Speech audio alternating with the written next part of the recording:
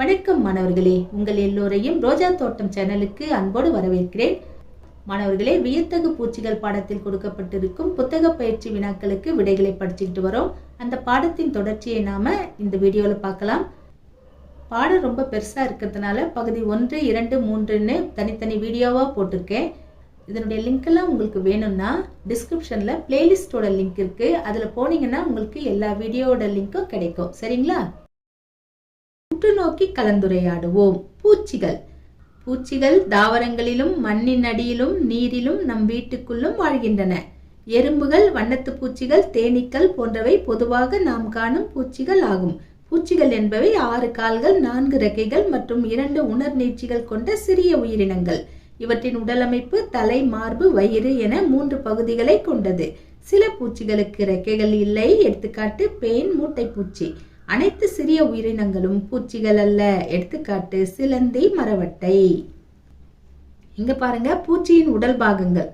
வண்ணத்து பூச்சியை கொடுத்துருக்காங்க, எறும்பை கொடுத்துருக்காங்க, தேனியை கொடுத்துருக்காங்க. இந்த 3க்குமே உடல் பாகங்கள் ஒரே மாதிரி தான் இருக்கு. ஆனா தேனுக்கு கொடுக்கு எக்ஸ்ட்ராவா இருக்கு. வண்ணத்து பூச்சிக்கும் எறும்புக்கும் ஒரே மாதிரியான பார்ட்ஸ் தான். ஆனா வண்ணத்து பூச்சிக்கு அழகான இறக்கைகள் இருக்கு, எறும்புக்கு அது இல்லை. சரிங்களா? அடுத்தது பாருங்க, பூச்சிகளின் சிறப்பம்சங்கள். எறும்புகள் உணர்நீட்சிகள் வாயிலாக தங்களுக்குள் தகவல்களை பரிமாறிக்கொள்கின்றன. ஓர் எறும்பால் வெளியிடப்படும் வாசனை தடத்தை பிற எறும்புகள் பின்பற்றுகின்றன.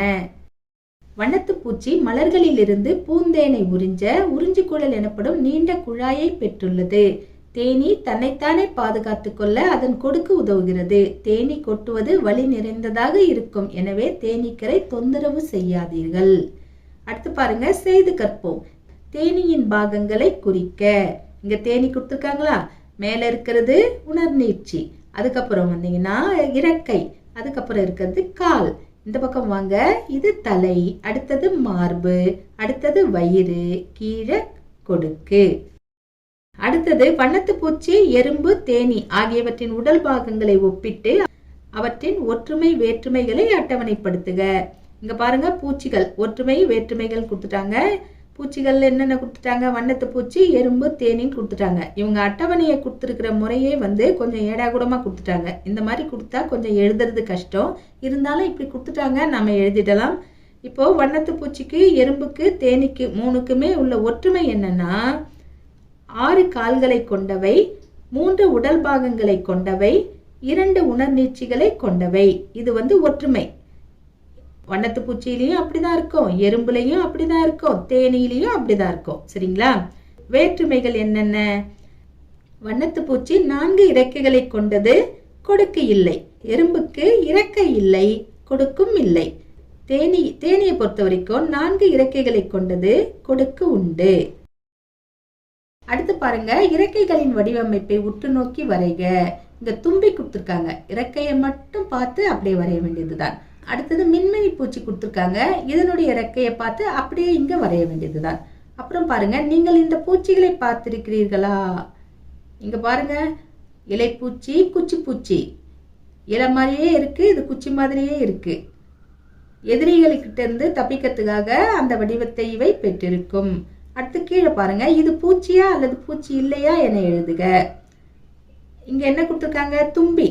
இதுக்கு 6 கால் இருக்கு, 4 ரெக்கைகள் இருக்கு, 3 உடல் பாகங்கள் இருக்கு, 2 உணர்நீட்சிகள் இருக்கு. 6 கால் இருக்கு, 2 உணர்நீட்சி இருக்கு, 4 ரெக்கைகள் இருக்கு. இதெல்லாம் இருக்குன்னாவே அது ஒரு பூச்சி.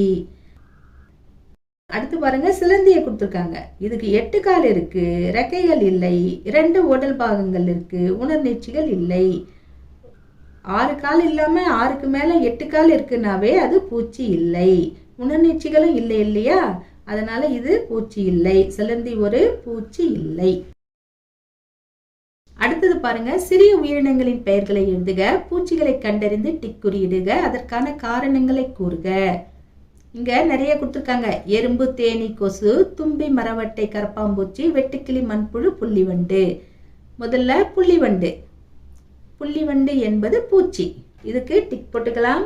ஏன்னா இதுக்கு 6 கால் இருக்கு, உணர்நீட்சிகள் எல்லாம் இருக்கு. அடுத்து வரும் தும்பி என்பதும் பூச்சி. இதற்கும் 6 கால்கள் உண்டு, ரெக்கைகள் உண்டு, உணர்நீட்சி உண்டு. அடுத்தது எறும்பு என்பதும் பூச்சி தான், நாம படிச்சோம் இல்லையா? டிக் போட்டுக்கலாம். அடுத்தது மண்புழு, பூச்சி இல்லை, டிக் போட வேண்டாம். அடுத்தது கொசு, கொசுவும் பூச்சி தான், டிக் போட்டுக்கலாம். அடுத்தது மரவட்டை, இது பூச்சி கிடையாது, டிக் போட வேண்டாம். அடுத்தது தேனி, தேனி என்பது பூச்சி தான், நம்ம படிச்சோம் இல்லையா, டிக் போட்டுக்கலாம். அடுத்தது கற்பாம்பூச்சி, இதுவும் பூச்சி தான், டிக் போட்டுக்கலாம். வெட்டுக்கிளி, இதுவும் பூச்சி தான், டிக் போட்டுக்கலாம். அடுத்தது பூச்சிகளுக்கு 1 2 3ன்னு 3 டேஷ் கொடுத்துருக்காங்க.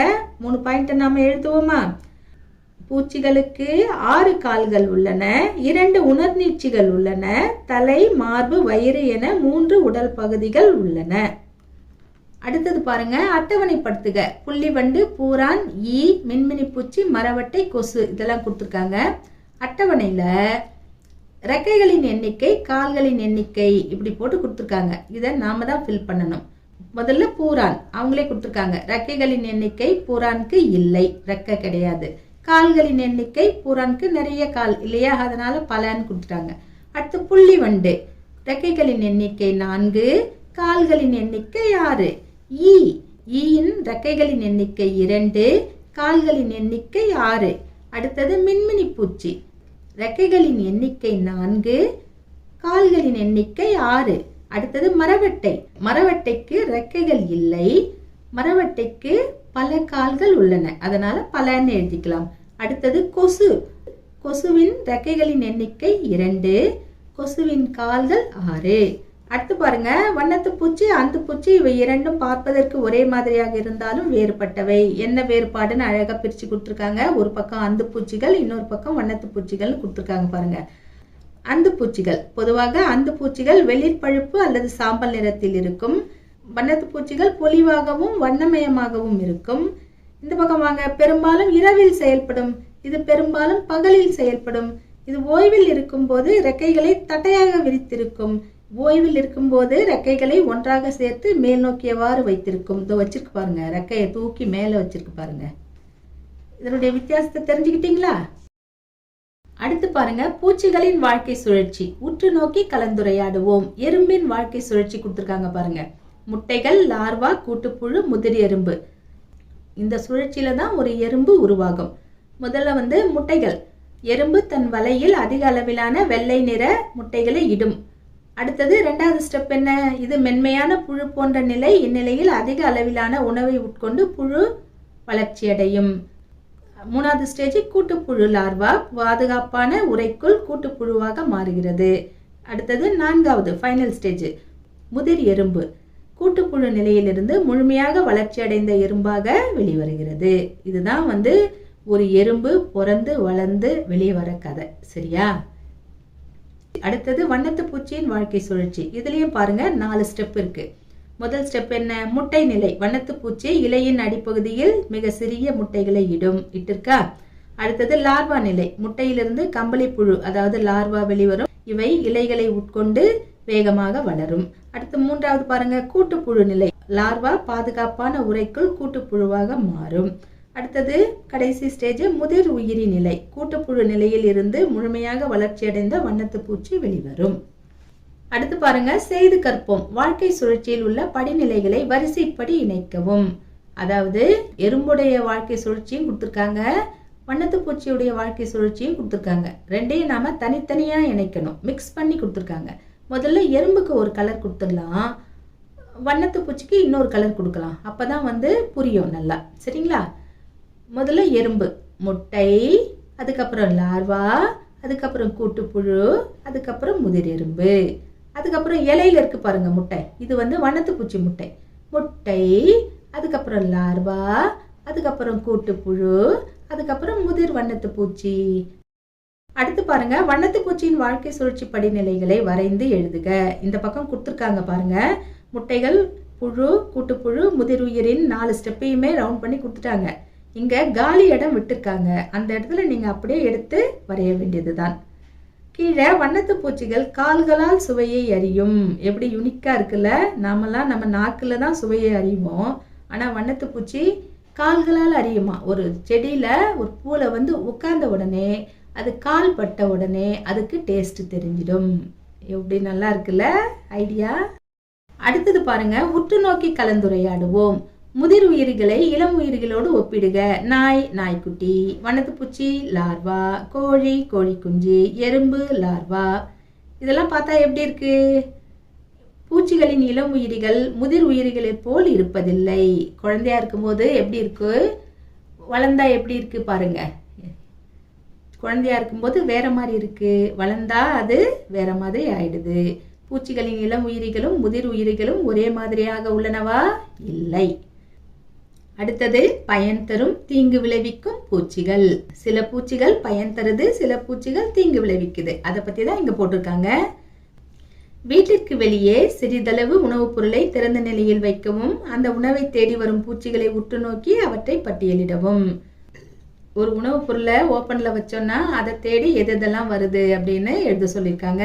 கண்டிப்பா எறும்பு வரும், அதுக்கப்புறம் ஈ வரும், கொசு வரும், கரப்பாம்பூச்சி வரும், இதெல்லாம் வரும் இல்லையா?